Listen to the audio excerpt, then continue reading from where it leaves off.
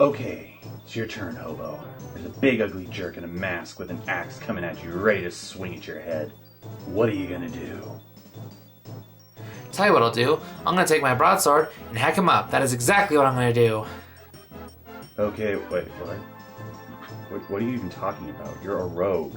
You have no proficiency in a broadsword. It's in the rules for 5th edition. Look at your sheet, doofus. Oh, sorry. I'm not talking about that D&D game. I'm talking about this D&D game. So what the heck am I even doing here?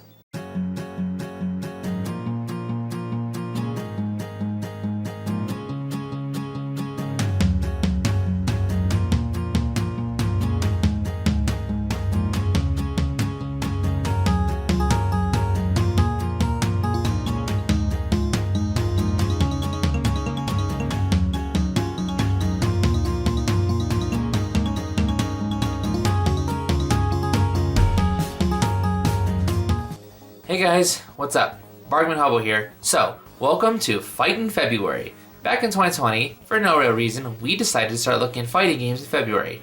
Like in 2020, we did Girl Fight, which was originally meant as a fake Valentine's Day special, and that game was just abysmal. And then, we took a look at the Mortal Kombat games on PS2, which were leaps and bounds better. This year, we're looking at a game based on a long-running property that is still running strong to this very day. We are talking about a game based on Dungeons & Dragons. Now, there are tons, and I mean tons, of video games based on Dungeons & Dragons. Some of them, like the Baldur's Gate games or the Chronicles of Mystaria games, are really good. So, how about this one? This here is Advanced Dungeons & Dragons, Iron and Blood, Warriors of Ravenloft. We're just gonna call it Iron and Blood going forward. Cool? Cool. Ah, the review begins. Roll initiative. So, is a cross between Dungeons & Dragons and Tekken a match made in heaven? Or should we run back to the pen and paper? Let's find out. It's time to hobo up! The story for Iron and Blood is not given to you in game. And, since I don't have the manual, yeah, that thing you saw was just the front cover of the manual, I've got to fill in the blanks myself. Basically, an evil vampire named Strahd has gathered a gang of villains to take over the world of Ravenloft, but a group of heroes rises up to protect it. Now they must come to blows in a battle that will determine the fate of Ravenloft. Yeah, the story is just good versus evil, but it is what it is. Also, there are 2 endings. We'll get down on that in a second. Oh, but funny story. The game is based on a real D&D game setting, including its main villain. Currently, I'm playing that game with some friends. I swear that was not planned. Gameplay for Iron and Blood is a 3D fighter.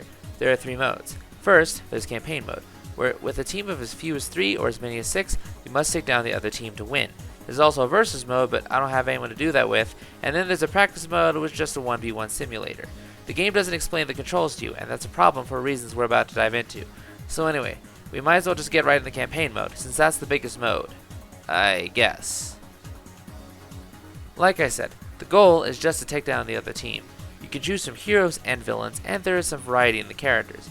You've got larger characters who move slower but hit harder, sprier characters who are nimbler, and tiny characters who actually look funny but are hard to hit as taller character, and a few others. Stuck in a tiny arena, you use your attacks to whittle down your opponent's health to win.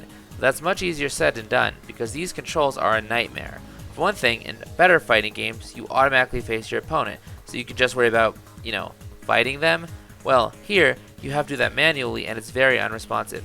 And there are serious delays in the controls, so landing combos is really, really hard, and that sucks for a particular reason that we'll get to later. Each arena has a wall that will damage you and send you flying if you touch it. But it can be hard not to hit it because it's so hard to turn. But it can be funny to get launched and then see your opponent get launched too. Glad to see the AI has no more idea how to play than I do.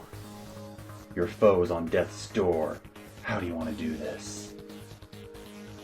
Oh, well, that works too, I guess. But the AI can be cheap. They love to block you and avoid you even on the lowest difficulty. But they can still be a bit derpy.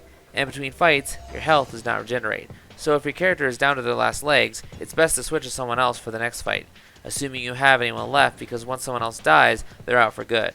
And if you fail, there's no game over. You just get booted back to the intro screens like you restarted the game. There's supposedly different objectives in matches. The announcer will say things like, Magic Power, New Ally, Ring of Resurrection, but I never notice a difference in the fights. And if you defeat the other team, you get an ending. There too. one for the good guys and one for the bad guys. These endings are about 10 to 20 seconds and barely have any voice acting, if any at all. They don't feel worth it, honestly. Wait a minute. Isn't this supposed to be, a final boss? What happened? Wait. You're telling me you don't even get to fight the final boss of the campaign in this? What kind of crap is that? Wait, what? You don't even get to fight Strahd? Hang on, let me take a look.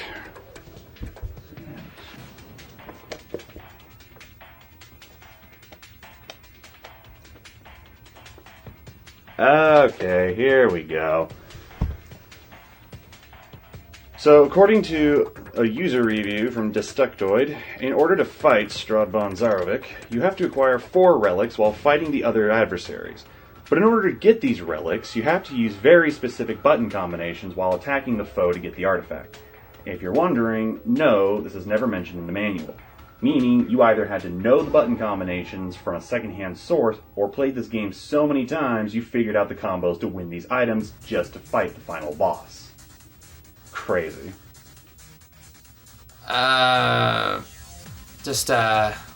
Why? Yep, you heard my friend right. To fight the final boss, you have to land very specific combos on very specific enemies with very specific characters. Like I said, the controls are sloppy, and just landing any combo at all is hard.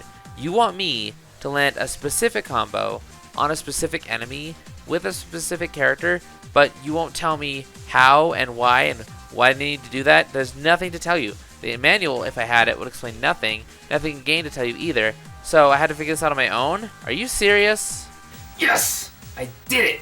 I beat the werewolf. So, where's that thing? Come on, gimme! Ooh, sorry, but you killed the werewolf with a longsword stab to his stomach. You needed to use a great axe swing to his head to get the relic. But hey, better luck next time. I cast Fireball on the DM. Now, earlier I mentioned that everyone plays differently, but some characters play far better than others. For example, with this character, I won every fight he went into just with projectile spamming. But this werewolf, he's constantly lunging, and with the lack of automatic turning, the arena wall did a better job killing me than the eye ever did. You saw how that went. It feels like just moving around takes time to learn, and the camera doesn't like to stay in one place, which changes up the controls. I complained about Girl Fight being bare bones and miles behind the standards set by its contemporaries, but I'd play that over this any day of the week. And I know 3D Fire is relatively new at the time, but Tekken was already out by then, had been for about a year, and Virtua Fighter had been out 3 years by that point. Now I haven't played the original Tekken in a very long time, and I have never played the original Virtua Fighter, so I don't know how those stack up, but given those franchises are still going strong today, they clearly fared better than this one.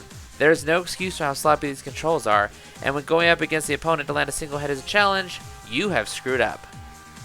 Regarding presentation, let's just say this game is about expected for the PS1 era. The graphics are blocky and such, but it's about what you'd expect. In fairness, I can't think of worse looking PS1 games than this. The graphics do a good job representing the world. Oh, and special praise for the blood. They took the time to recolor the blood based on who you're hitting. Like the goblin has green blood and the stone thing doesn't bleed at all. The music sounds good, but it's a bit out of place. Rock and techno in a medieval setting? I mean, don't get me wrong, it does sound good, but I think orchestral hits would have been better than this. So, voice acting? It's about PlayStation quality. Again, it's about what you'd expect. It's not so bad it's hilarious, but it's not great either.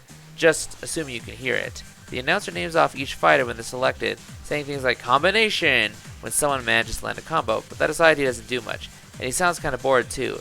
The characters speak when they win matches or use special moves, and they sound appropriate for the characters.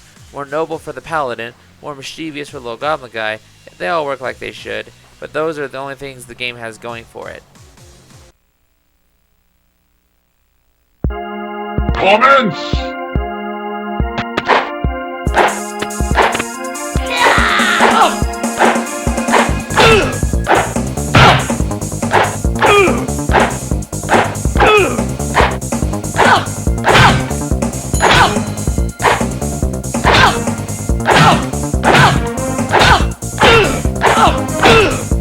Feel his combination.